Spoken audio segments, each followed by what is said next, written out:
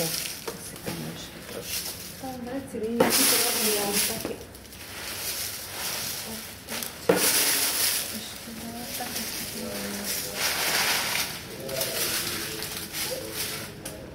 Botanik musí si premyslieť, čo chce prezentovať. Musí si vytipovať miesta na Slovensku, kde sa takáto vegetácia nachádza.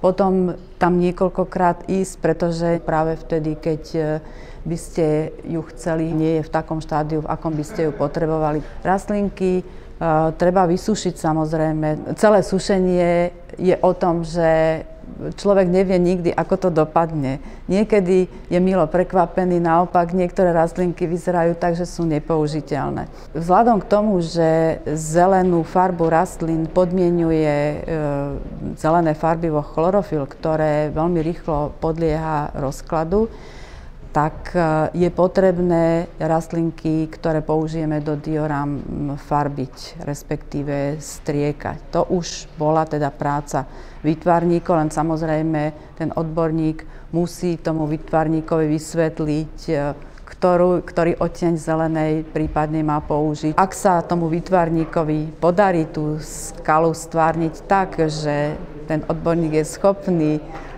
do toho tie rastlinky nainštalovať, tak nastáva vlastne to finálne a pre toho odborníka možno aj to najkrajšie štádium inštalácie tých rastlín. Očistiť, lebo toto potrebujeme ten podklad prikryť nejakým prírodným materiálom.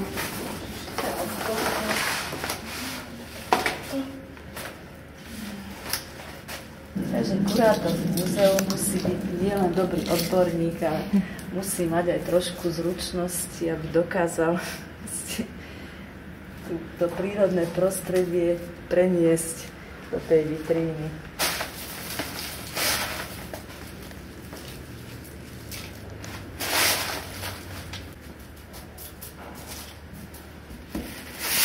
Asi tam ešte trošku. Tam veci, vidíte, to robí aj také. Ešte dáva také drobné. Do kopček možno.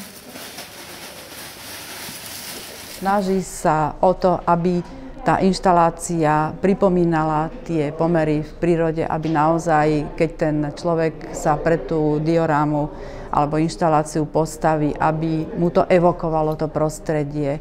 Napríklad konkrétne tu, keďže v pozadí je fotografia veľmi významného vápencového vrcholu Tlstej, ktorý sa nachádza v Gaderskej doline vo Veľkej Fatre, tak myslím si, že z tejto inštalácie, ktorá obsahuje prvky, ktoré naozaj v tom autentickom prostredí rastú, je tomu návštevníkovi, aspoň tak zhruba, aj tomu laikovi, aspoň tak zhruba jasné, že kde v akom prostredí sa nachádza.